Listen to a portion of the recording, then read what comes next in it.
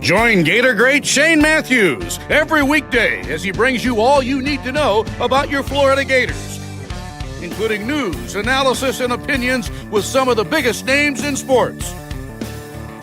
Find us on Spotify, Apple Podcasts, Google Podcasts, or wherever you listen to your favorite podcast. Or watch us live at 8 a.m. on Facebook, YouTube, and Twitter.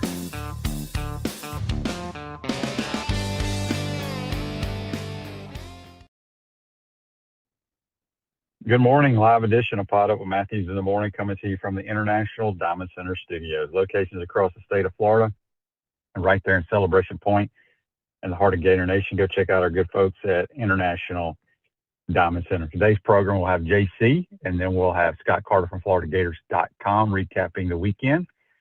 And what a weekend it was. Gators, if you had the orange team, you lost. If you had the blue team, you lost. Tie ball game, 45-45. JC, what do you think about that? Oh, well, some of that, JC. Yeah, tie games. Those are good. I tell you, I liked Jones to Singleton, and I don't know what happened on Brown when he was quarantined in the corner there by himself. And those were the two big plays I liked. And I didn't watch the whole thing.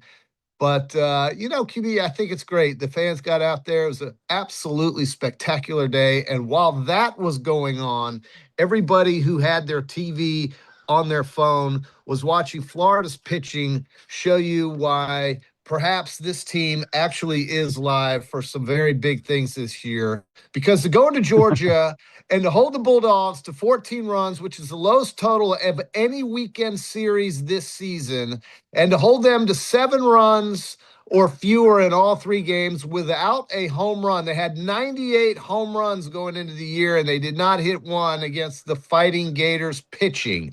So 13 runs yesterday makes you feel good about the offense. Sweeping Georgia, winning 2 out of 3 against Georgia, who was the hottest team in the league going into the weekend, makes you feel good.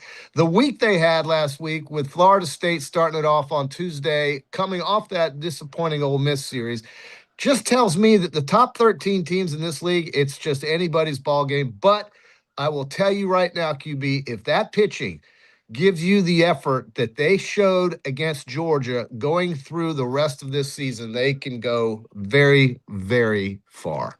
That's what it's all about. Yeah, it was a good weekend. Softball swept. Baseball wins the series against Georgia, as you mentioned. And so a lot of good things happening, no question about that. I got a text here on the Titan More text line from Gator Josh and Mama. He says he got to meet Coach Summerall and Coach Witt. Awesome guys. Summerall get you fired up. Game was fun. Yep. What did you like, and what do you think they need to work on when it comes to the QBs? I thought both quarterbacks did some good things. I don't know who their quarterback's going to be. I still have a feeling it's going to be Aaron Philo. I thought both of them handled the situation. I think Philo gets the ball out quickly. He understands what's going on. Trammell throws a good deep ball, hit a couple of deep shots. His height sometimes concerns me. I mean, I don't think he's 6 foot, quite honestly. But the biggest issue on offense is going to be protection. Yep. I've been saying it the whole spring. They've been moving guys around, trying to figure out who goes where. I do think Buster Faulkner, I think the world of him as a coordinator and calling plays. I think he can mask some of your issues once they figure out who those 5 guys are. But we got to protect, and we got to block some folks at times. And and even Summerall came out in his press conference and basically called out the O-line and said, if the Gators are going to do anything this year, they better get their ass in gear and get better and stronger in the next few months before the season starts. I love that in his press conference. I think it's brutally honest, and that's what we talked about last week was the offensive line. Yeah. So, yeah. So, but you can mask around it. I mean, it's hard to block. I mean, look, playing offensive line is one of the hardest things to do in sports. That and play DB. But, like, for example, on the second interception follow through, he had a dig route wide open. Right as he got ready to release it, our right guard, and I don't remember who was playing at the time, but I talked about it on the broadcast, just whiffed, JC. Yeah. I mean, did he put a hand on him? whiffed. As Coach Spur used to tell the offensive linemen, just get in their way, let them run you over, like take a charge. Just get your 300 pounds in the way of him, and we can get balls off. But you can't let you can't just whiff and let somebody come clean. Well, I don't tend to get too worked up one way or the other over a spring practice game, but I hear what you're saying. I do think, and I hear what you're saying. I just do think that it's really going to be nice not have to start the season off with Miami or Texas A&M even. Or, it's going to be nice to have an easier schedule, and I think these kids will get better the more they work together. And you're right, this offseason in the summer is going to require getting just stronger and better with technique, watch film, and get coached up. That's what they're in college for. So I hear you, brother. That's going to be the thing. Franklin says on YouTube, brought to you by Quality Plumbing, Will Griffin is the future. Will Griffin, the ball comes out naturally. He's a big, strong guy. He reminds me, his stature he's Jeff Driscoll. But I think he's a really good thrower of the football. Yeah.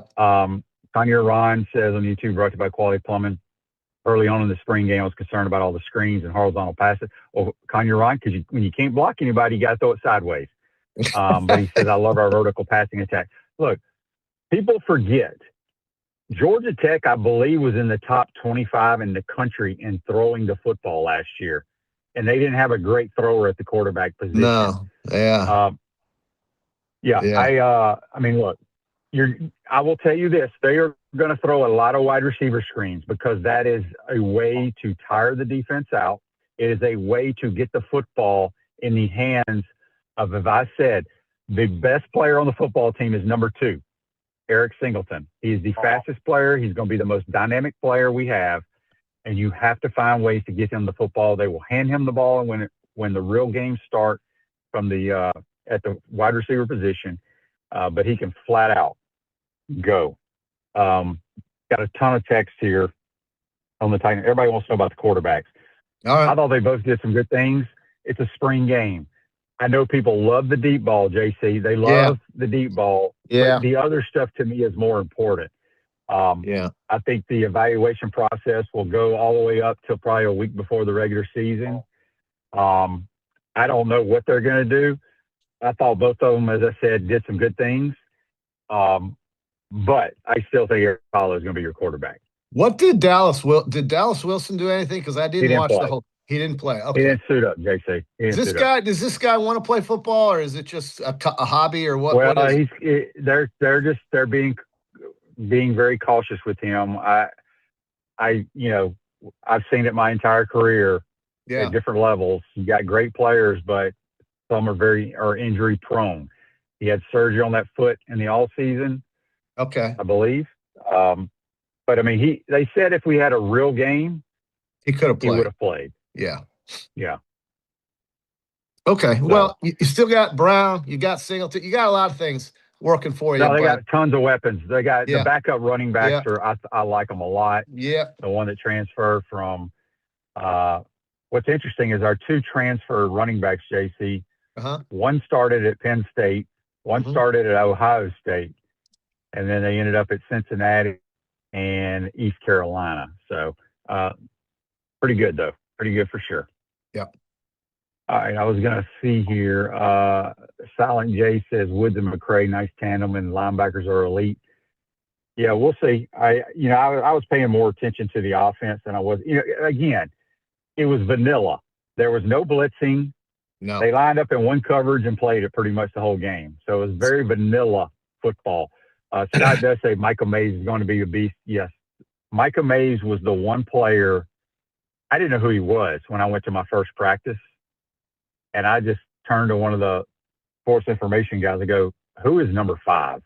Right. Because he caught my eye immediately. But a really good wide receiver. Like him a lot. So, JC, we'll talk with Scott Carter a little bit more about this. But, what a Masters. It was unbelievable, wasn't it? It was great. And, this guy, he's on 3 on the front 9. He had led just about he went wire to wire. First time somebody's done that from since 2015 at Jordan Spieth. But it was slipping away. It was slipping away. after that bogey on number 6. And I think what one of the commentators said for Rory was so true. And that was, Rory needs to remind himself that he's already got a green jacket. And he needs to just go out there and play as if the world's weight isn't on his shoulders. And I think after number 6, things started to calm down for him. And the way he played amen corner with a beautiful par save on 11 from about 4 or 5 feet, those putts are tough. And then the tee shot on 12 was so clutch. The putt was just as good. But the drive on 13, after he had hit it 3 straight days in the pine forest, to get him to 180 going into the green on 13, even though he overshot the green, he still made birdie. And those 2 birdies, I think, ended the tournament pretty much right there because poor Cam Young couldn't make a putt. And so, with that in mind, Scotty Scheffler did everything right, but he just came 1 birdie short. And the putt that did not go in for him on, I think it was a 16, at that point I said it's just not his year. And I thought Rory, as a repeat champion, really showed some grit and really showed some guts, not collapsing after the front 9. And that's the talent he has. He's going to be one of the all-time greats, as we already know. And I just think it was a fabulous tournament. You had him and Young. I had Justin Rose, and that poor guy, 2-stroke lead, gets on the back 9 and just absolutely collapses. The shot he hit on 11 is something we've all done, QB, just a flare to the right, just losing it out there where we just didn't he just didn't have the clutch shot in him on the back 9 to carry that in. At 46, I guess that can happen, or 45, however old he is. But he played great. This is a great course for him. I liked him, but he just came up short again. It was just a great Sunday at Augusta, QB. Yeah, it was. It's a phenomenal. I still wish they would grow rough there and make the fairways tighter, but they aren't going to ever do that. I follow a lot of golf people on Twitter, JC, and a lot of the so-called golf, I don't want to call them experts, but it's what they do for a living. Augusta National, they watered the greens on Saturday and Sunday. They said they drenched them, and I don't know why they did that. Man, they had the perfect conditions to make that damn place so hard. But they wanted, I don't know why they wanted to do that, but they did. Back to football. Clint says, I'm fine with bubble screens. It's an extension of the running. Well, first of all, they're not bubble screens. Okay. There's 2 different, there's wide receiver screens and then there are bubble screens. Bubble screens are when you throw the ball to the slot receiver when he is running towards the sideline. We don't do that. We just throw the wide receiver screens. And people are asking, are you concerned about Philo's interception? I'm not. Buster Faulkner said it in his press conference. There was a reason on his 2 interceptions. And he says, our quarterbacks are going to throw interceptions because they're going to throw the football quite a bit. Precious metals have absolutely crushed it the last few years. Money Metals, America's favorite online gold and silver investment company owned by Gator grads, delivers 24/7. Start stacking your gold and silver now at moneymetals.com. That's moneymetals.com. All right, JC, let me get to some of the Facebook Live questions. Let's go to those. All right. Andy says on Facebook Live, brought to you by Mellon Law, despite throwing the ball around Saturday, don't you think we'll be 50-50 run pass? I think people forget Buster Faulkner is an air raid guy. I think this team's going to throw the ball a lot. I really do. And Adam says, how talented is the defensive line group in your opinion? I don't know. I can't answer that, Adam, until we play Auburn. Then I can give you a better evaluation. I think right now, offensively, the weakest position on the offense would be your tight end. And the biggest concern on offense would be your offensive line play. That's a concern. I mean, I don't know what goes on without a good offensive line, but they're going to get better. I'm just not convinced that this is going to be what we have just because it's a spring game in April. They're going to get better. No, like I said, good callers can mask the issues of your offensive line. There's ways you can help. There's ways you can slide protections. But Troutwine's a very good coach. Buster Buster or Faulkner's a very good coach. They will find the 5 best and we'll go play. Yeah. After that, it is what it is. Yeah, that's right. That's right. Well, Franklin says here on YouTube, brought to you by Quality Plumbing, did Spurrier ever say we're going to throw interceptions? Well, yeah, he knows you're going to throw interceptions. If you throw the football a lot, you're going to throw interceptions. Yeah. Tom Brady threw interceptions, didn't he, JC? I think so. I saw. Yeah. Well, listen, Yeah. I'm not worried about it. I just don't want these quarterbacks to get killed. And I just want them to be able to execute. They would have got clobbered. They would have got in the game the other day. They had to blow the whistle, thank goodness, because they would have got clobbered. They would have got clobbered. You just cannot whiff. That's right. You can't wait. You can't just watch people drive by.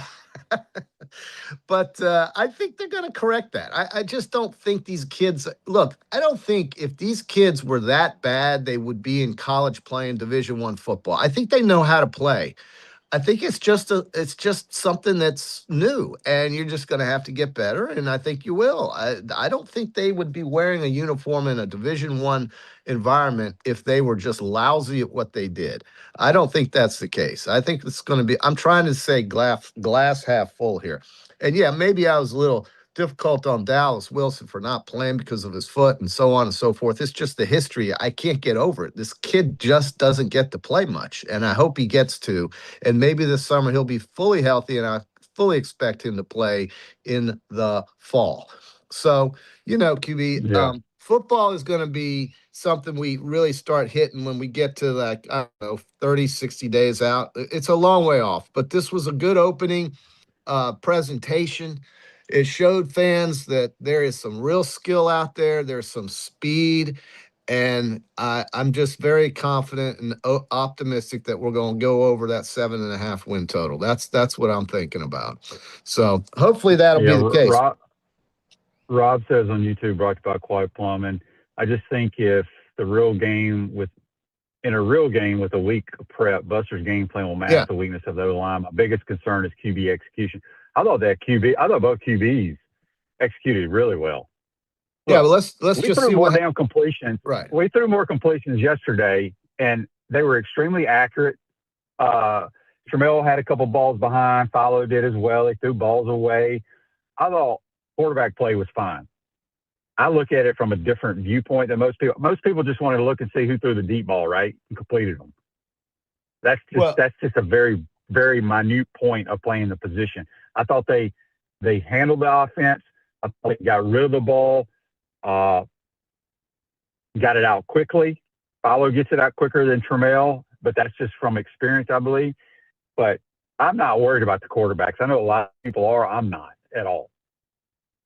Yeah, I don't think so. I mean, when a pass rush is actually coming and they can't blow the whistle, that's what you worry about. But we'll get that. They'll work on that. That's what they know what they have to do. QB, these guys are smart. They know what they have to do. But can I just touch again on? I know football is on everybody's mind. It will soon go away when we see what this baseball team can do. But I'm just so impressed with the way they bounced back from last weekend. And maybe I'm overstating it. Maybe it's just one isolated weekend.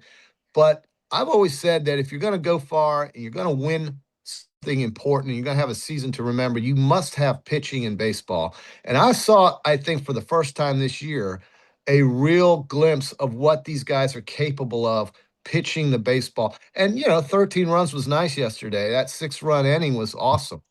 But I think that if this team gets just consistent pitching, they will be live for something special. And I hope that's the case. I did not know. I mean, look, even when they lost those 2 out of 3 to Mississippi, they didn't pitch poorly.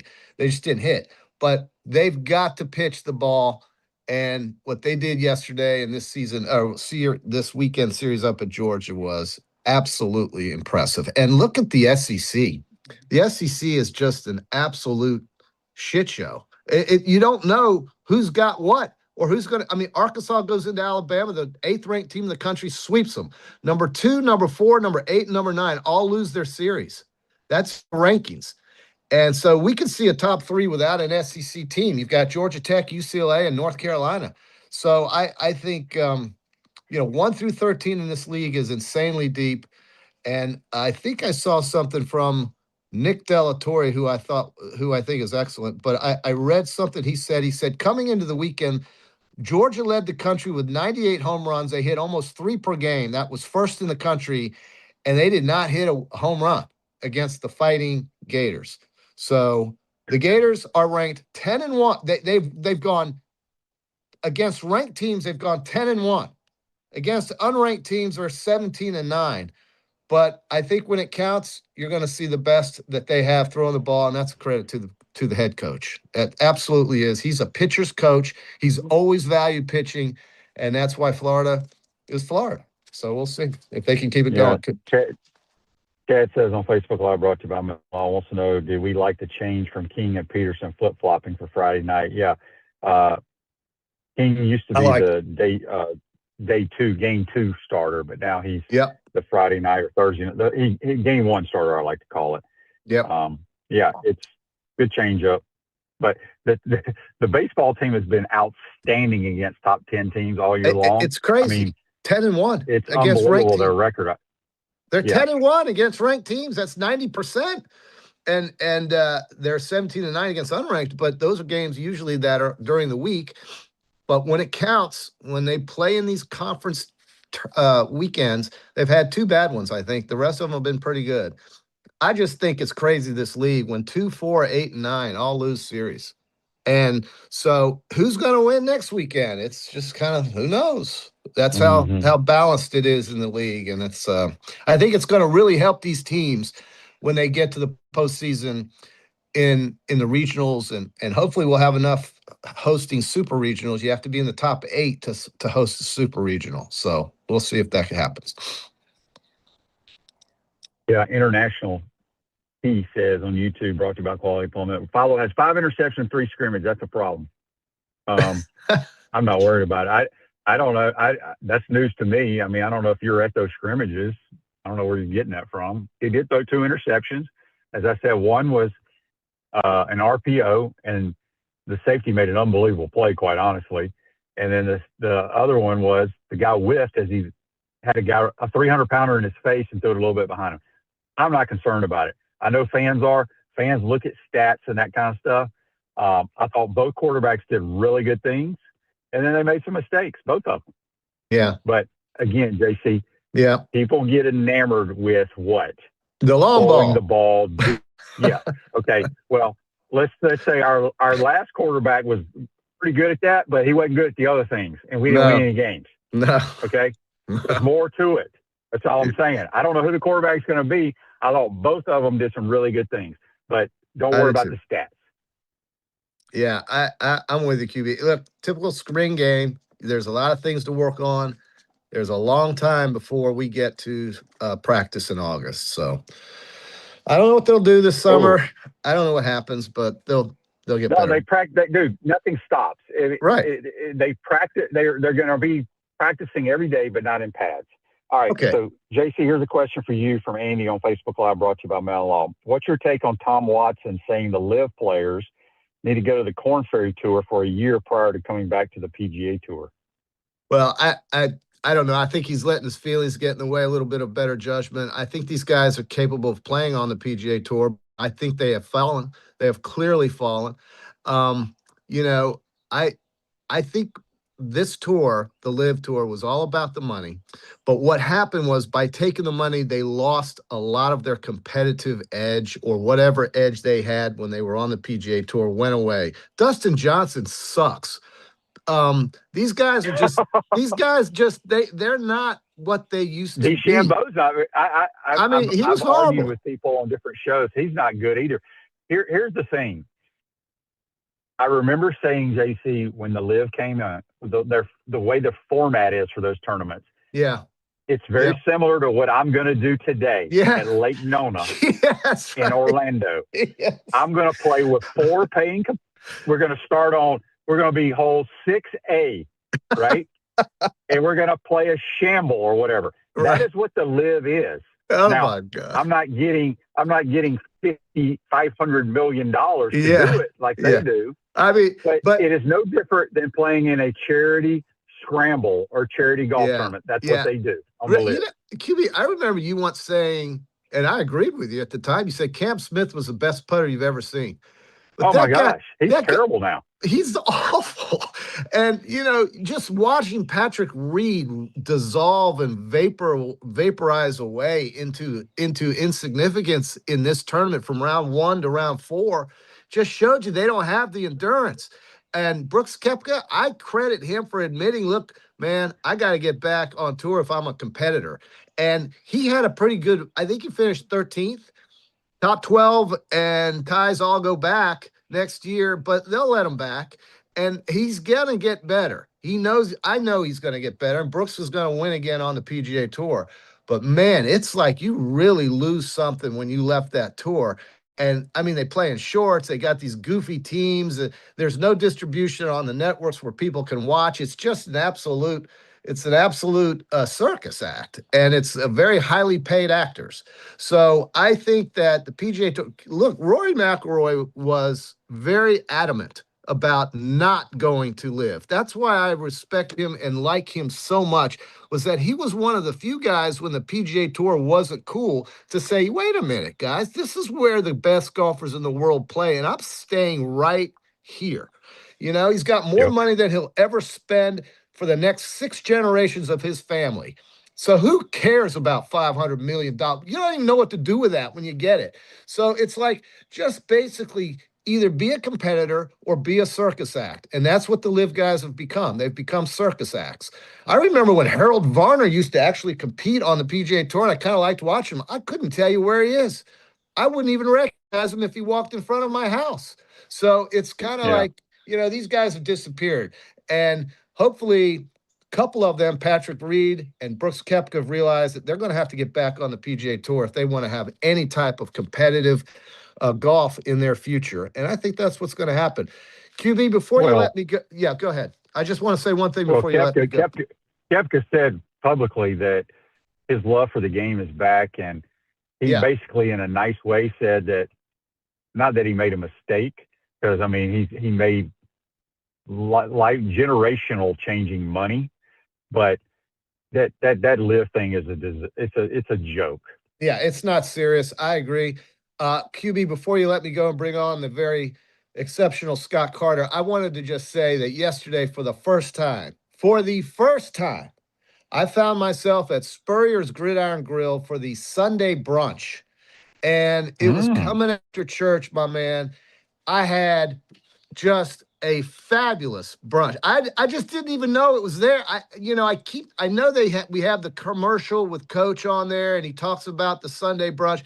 But how about yesterday? I show up, I haven't been eating a lot. My stomach has gotten smaller, everything. I pounded the shrimp etouffee, the mac and cheese, the egg frittata with mushrooms, the bacon, the roasted potatoes, the baked salmon, the barbecued wings, the banana pudding, the creamy grits. I ate all that. And it was all there just for, you can get an omelet made for you, brought to the table. I mean, it was fabulous. I had a great time. My mom had a great time. It was my wife's, Carmen's, idea to go to Spurrier's yesterday. And man, was that damn good. So I've highly endorse getting there on Sunday mornings after church and going to the Sunday brunch. It will put you in a very good mood the rest of the day. It's exceptional. I really like it. So basically, you ate everything on the buffet line. Pretty much as I could stomach. And I thought I was going to fall asleep. I was going to fall asleep watching the Masters, but it was so good watching. It was such good, it was good golf. It wasn't just a walk away that it kept me awake. But man, that was fantastic. They've got everything there now. And if you like desserts, if you're into the sweets, they've got those, the chocolate chip cookies. I mean, it's just one thing after another. You cannot lose choices there. There's so many. Barbecued wings were even that. I mean, it was just great. I like the mac and cheese. All the carbs is, I don't know. I just think that I can't believe I've never been. And Freddie, our executive producer, he runs a place basically, and he's never told me, JC, why don't you come to Sunday brunch? My mom just came up with the idea. I mean, Carmen just came up with the idea. My mom was all in. She paid. And it was great. That's why you went. Well, no, because I wanted to go something different, but it certainly was, and it was well worth it, and I'll definitely be back. So I have to just give that All right. ringing endorsement to one of our sponsors. Of course, I encourage everybody. And then I learned some plays. I learned You did learn plays. I was getting texts, and I'm like, JC's learning ball plays. I'm learning ball plays. They got them on the coaster. The Doring play that beat Alabama in 94, 24-23 in the Georgia Dome. I was there. If Willie Gaston doesn't drop that interception, that never happened. Anyway, yeah. So it was a good day all around, and just had to get that out there. Have a good day, JC. We'll see you on Wednesday. All right. Tomorrow. JC join us on the Titan Number Hotline. For sprains, strains, and minor fractures, UF Health Orthocare makes it convenient for you 7 days a week, including evenings. Walk-ins are welcome. Go check out UF Health Orthopedics and Sports Medicine. Quick timeout. Come back. We'll be joined by Scott Carter. You're watching, listening, PodUp, Matthew Morning from the International Diamond Center Studios. We'll be right back. Our premium sponsors are Atlantic Roofing, Campus USA Credit Union, International Diamond Center, J.F. Hayden's Craft Liqueurs, Los Landeros Tequila, Meldon Law, Titan MRI and Imaging, Castaway Sauce, UF Health Orthopedics, Michael Schneider PLLC, Florida Legends Gala and Experience, Money Metals, Sensei Asian Bistro. Our gridiron sponsors are Baker Sports, Florida Cracker Oyster, Gallo Car Wash, Miapa Latin Cafe, Peachland Dental, Quality Plumbing, Ruse Ogra State Farm, Silverback Concrete, 84 Lumber, Big Mills Cheesesteaks, Celebrate Primary Care, Gator Bait Media, Florida Cracker Kitchen, Gator Dominoes, Ironwood Golf Course, McDonald's of Gainesville, Tropical Smoothie Cafe, UF Bookstores, International Gold and Diamond, Advocare, and MGA&A Wealth. Watch and listen to us live on Facebook or YouTube. Listen to podcasts wherever, on Apple, Spotify, or wherever you listen to your favorite podcast. Remember to like, follow, and subscribe so you don't miss an episode. And to advertise, be sure to call my man Freddie at 352-284-3733. Hi there, this is Coach Steve Spurrier, and I want to let you know that by popular demand, Spurrier's Gridiron Grill's delicious brunch is now served in a premium buffet. You have spoken, we have listened, and we're now serving Gainesville's only elevated buffet, complete with an omelet station, ginger sage chicken sausage, shredded short rib, plus you can enjoy bottomless mimosas and Bloody Marys. So join us every Saturday and Sunday from 11 to 3 for the best brunch in town. What's up, everyone? I'm Mike Pouncey, and this is my twin brother Marquise Pouncey, and this is Life After Football. Let's go.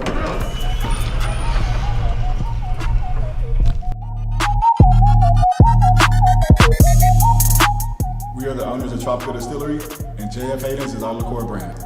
We have 5 different flavors: a mango, a lychee, an espresso, citrus, and key lime pie. We pride ourselves on not only being a Florida-made brand, but also a cocktail solution. With that being said, cheers and go Gators.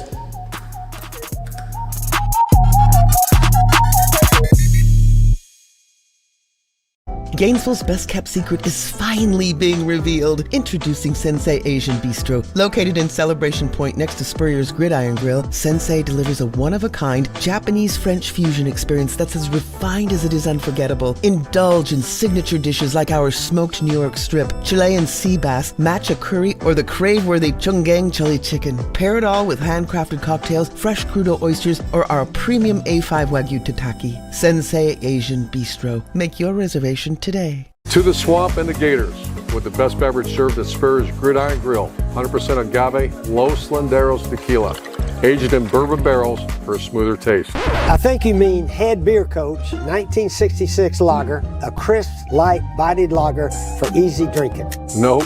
Los Landeros tequila, smooth enough to drink neat, bold enough to elevate a cocktail. 1966 lager, enjoyed on game days in the fall or whenever you need a winning cold brew.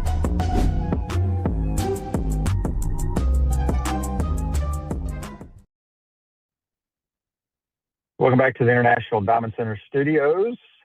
Michael Schneider, a UF class of 93 graduate, can help you save thousands of dollars in real estate commissions by assisting you in selling your home or land by owner without a broker. Contact Michael today, 321-345-787, or visit him at maschneider.com. TLLC.com. Back to the Titan number hotline, our man Scott Carter, who was at the spring game. Good morning, Scott. How you doing, bud? Hey, Shay, good morning, man. Doing well. Spring football's over, but pretty good day for, I thought, the Gators and the fans on Saturday at the Swamp. Good turnout and got to see a lot of new players. No doubt about it. Just tell us if people missed it. I mean, I thought there were some pretty good comments that came from Coach Sumrall in his presser. Mm-hmm. He basically called out the offensive line and challenged their ass in the next couple of months. He did, and that was my favorite one. And that was the one that seemed to get most comments on social media. And basically what he said, look, we've made a lot of strides, but the offensive line, they're going to have to work their butts off over the summer for us to have a chance in the fall. And I think we knew that already coming into the spring, that was going to be an area that they were going to have to just beef up. When he got here, there was a lot of change. They brought some new players in. And they lost a couple of veterans in Slaughter and Barber and some other guys. So it's a work in progress. And he challenged them, like you said, to get in the weight room. And he called Rusty Witt, the strength coach, a lineman builder. So he's seen this process before. He's confident that Witt can do it. But yeah, it was a public challenge. And what I liked about it, Shane, was, that's something to me, at least in my eyes, it's been missing really for a while in the program. You've got to have a coach once in a while challenge your guys publicly to kind of light a fire and see who's willing to do it and who's not.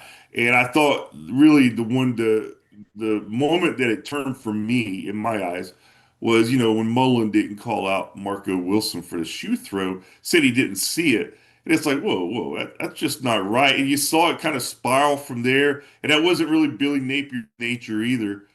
So it was refreshing to see Sumrall come out and say that in that setting, and I think it was probably needed. I agree 100%.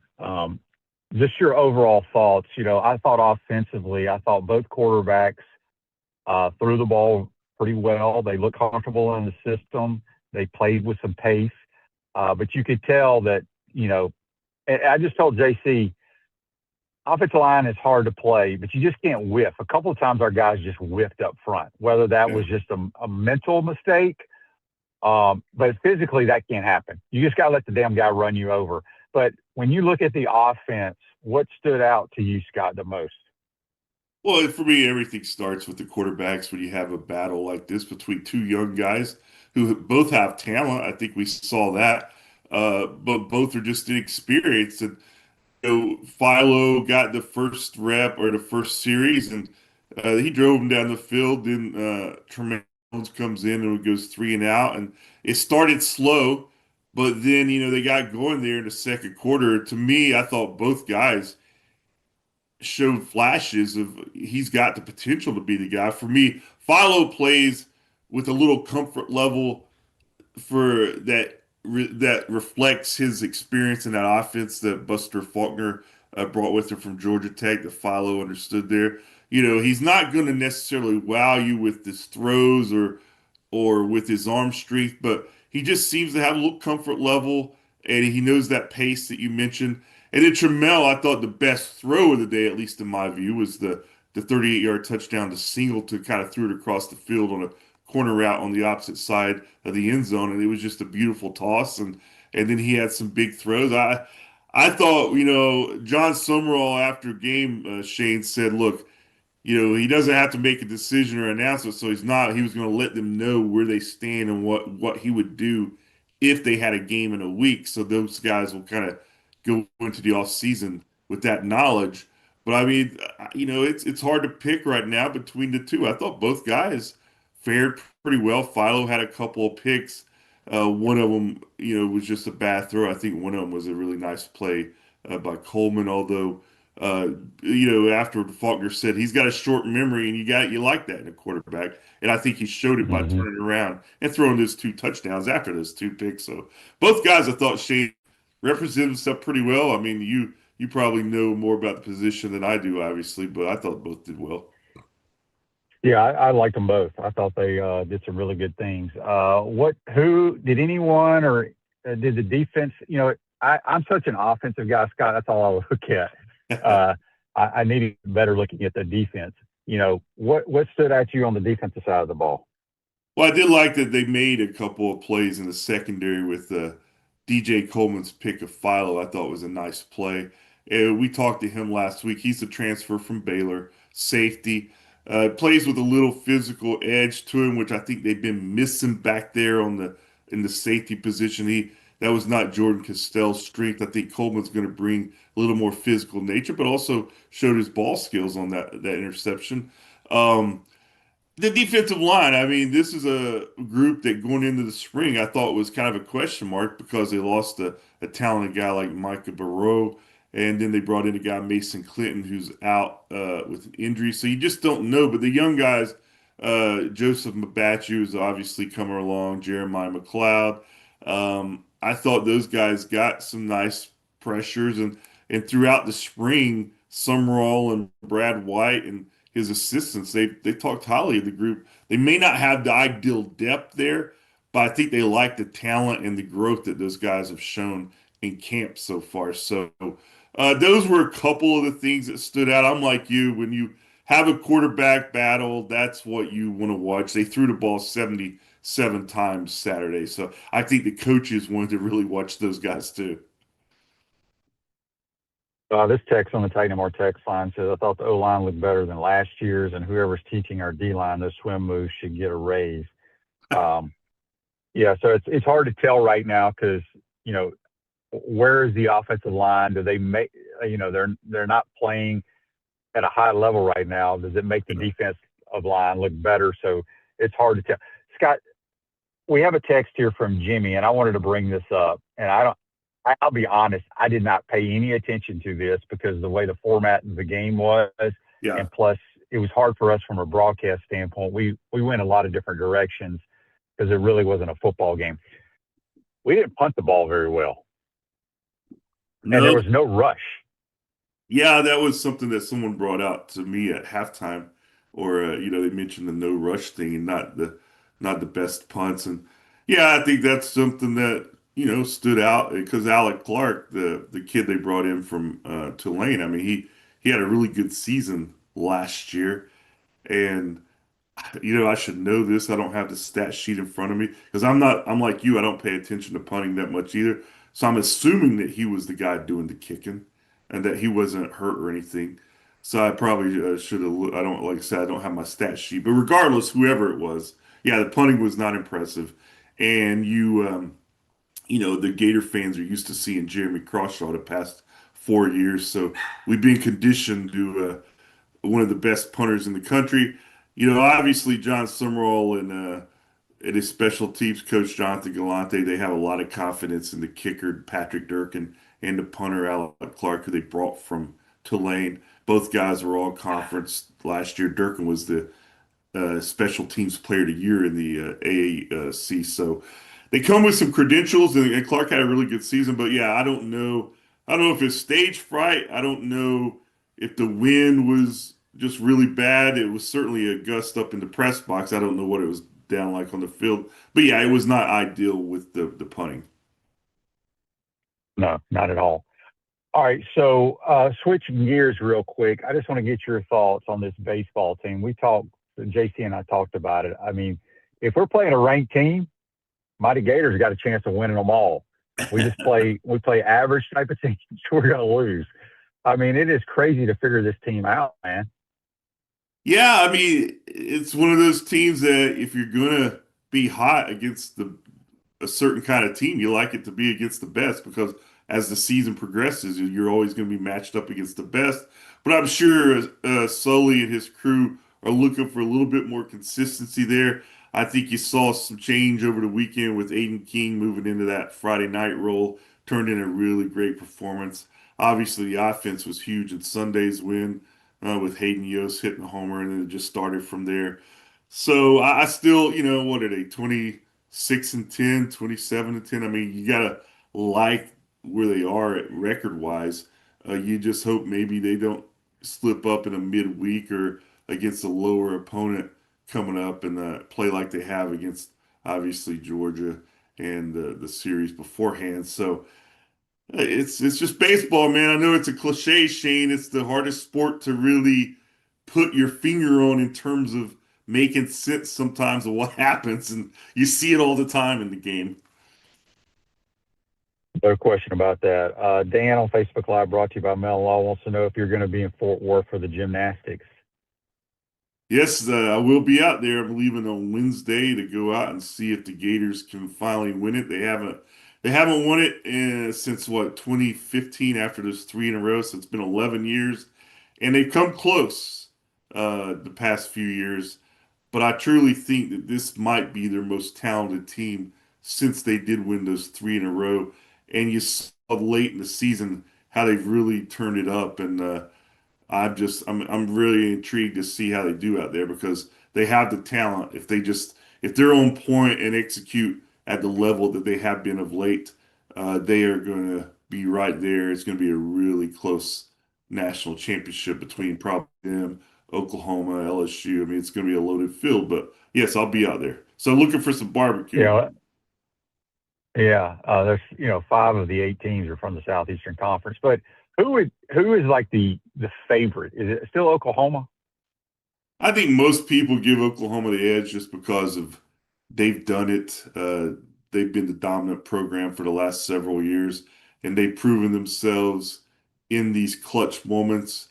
So yeah, Oklahoma's still the favorite, but I think Florida's surge here late in the season, they're certainly getting a lot of attention and some picks, I'm sure, going their way to win it. But we'll see, man. I mean, it's all about sticks out there, Shane. Yeah, absolutely it is. Scott, we got a text here from William on the Titan MR text line. Did the Gators have anyone injured in the orange and blue game? I didn't see anybody get hurt. I don't recall anyone getting hurt. It didn't come up. I think Summerall did say that they got out healthy afterward. Certainly, there was no topic of injury after the game. The only one that was really asked about was Dallas Wilson. And Summerall said, he could have played, but just as they have done all through the spring, they were just taking extra precaution. He said he got up to 21.5 mph in his speed drills last week. So he was ready to play, but they just rested him. It didn't matter with Singleton and Micah Mays. I thought had a showcase performance. Obviously, Vernell Brown had a touchdown catch. If there's one position that I know the Gators are pretty strong at going into the season, it's receiver and running back with Jaden Ball. Yeah, I really like the 2 transfers that came over in this portal that are the running backs. The kid from 24 and 21, I can't think of. Evan Pryor, and then and I know this staff is very high on Duke Clark, which I think he's a outstanding running back. He has tremendous. He made a couple runs, and I always say, you can look at a great running back how his feet are in the hole with all the people there. Yeah. And he had one where he just put his foot in the ground and bounced it outside. But I like him because he's very versatile. He can catch the football as well. Yeah, he would be right at the top of my list of players who helped themselves the most in spring camp under this new staff. Duke Clark, like you said, they're really high on him, and he'd be in my top 2 or 3 of players who maybe opened some eyes just because kind of a relative unknown, obviously, when you're playing behind ball. And last year, Jacoby Jackson not getting a lot of carries, but he represented himself well. We had somebody here earlier. I don't know if it was on Facebook or YouTube text. They wanted to know, can Will Griffin get in the mix? I don't think so. And I will tell you this. When you look at that kid, he's got that prototypical body. Ball just comes out naturally. He's got a really good arm. He's the all-time leading passer in the state of Florida in high school football. I think his future is going to be ridiculous. I love the way he plays quarterback. I don't think he's going to be part of it this year because I think they want to redshirt him. What are your thoughts on what you've seen from Will Griffin? I mean, everything you just said is spot on in terms of his physical appearance. If I had to pick the body of one of the quarterbacks to walk around campus today, I would take Will Griffin. He looks the part. Yes. He has those thick legs, big calves, big arm. He just looks like your modern day quarterback Mm-hmm. physically. And to me, it is probably a long shot for him to get into the race because they have a good situation with Philo and Jones.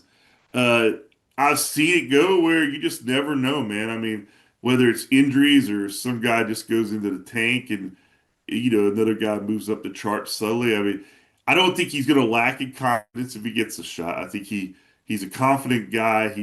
He did great things in high school. He wants to play for the Gators, but I think for the program and for the staff, in a perfect world, you are able to redshirt him or at least sit him and give him time to acclimate to this offense and everything, and then shine in the future. So that's just kind of the prevailing thought right now. But we'll see. I mean, everything could change and by fall, you're like when camp starts.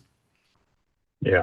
All right, before we get you out of here, Large Fry on YouTube brought to you by Quality Plumber says, I only saw a few highlights of the Orange and Blue game, which included a couple of long TD passes. How did the new secondary look compared to years past? Well, they had 3 picks, so that's a good sign. I mean, Connor Baney had a pick. I mentioned Coleman earlier, and Cam Dooley, the safety from Kentucky who transferred in, who knows Brad White's defense. I think he picked off the ball that was kind of thrown badly and tipped by Philo kind of behind the receiver and got tipped up in the air. So that's good. They get stiffed the ball. I mean, it wasn't a game where I think that, like I said, the emphasis earlier was on, I think, getting those looks for the quarterbacks. And, they did give up some plays, obviously. Brad White afterwards said you don't like seeing those balls go over your head like they gave up. So they're going to work on that. But I think talent-wise, with what they have this year, with the transfers that I mentioned and some of the returning guys, I kind of like the talent there in the group as a whole better than I have in the last couple of years, just because I think this is a more physical bunch. I think Komani McLean is more developed, and I think we're going to see more of the type of player we've heard about him possibly being. I think we're going to see more of that this year. Kanye Clark, the transfer for UCLA, he's done a really nice job getting some work at Star. So it's kind of like I said, it's hard to really pick out a lot of significance from a spring game, Shane, in that position to me. But they've got some work to do. But I do like the overall group and the progress I've seen in the spring. Yeah, I agree with Coach White. I think 3 of those touchdown passes came in a 2-minute type situation. Yeah. You cannot let the team throw it over your head. Yeah, he did not like that, and I think that was the big thing he emphasized afterward. Yeah. Scott, good stuff as always, my friend. Appreciate your time, and we'll talk to you soon. All right, Shane. Thanks, buddy. That's Scott Carter from FloridaGators.com. You can follow him on Twitter at GatorsScott. Castaway hot sauce with real flavor, not just heat and vinegar, built by Gators for Gators. Castaway hot sauce is available at select Publix. Again, thanks to Scott and JC. Appreciate you folks joining the program, and we will see you tomorrow. Have a great day.